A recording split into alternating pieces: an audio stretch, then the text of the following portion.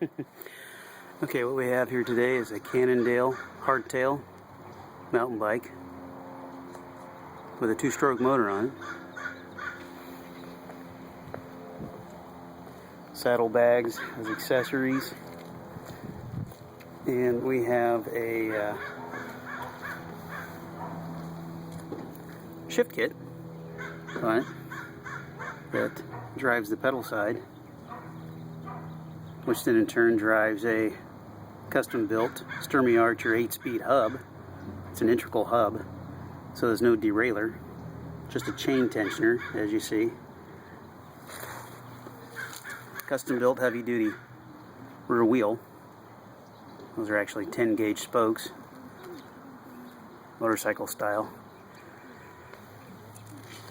Pretty much everything is aftermarket except for the core motor, complete with even a motorcycle clutch handle, which is necessary to make the reach and be able to pull the handle in. Alright, we're going to go ahead and fire up now and give a little test ride.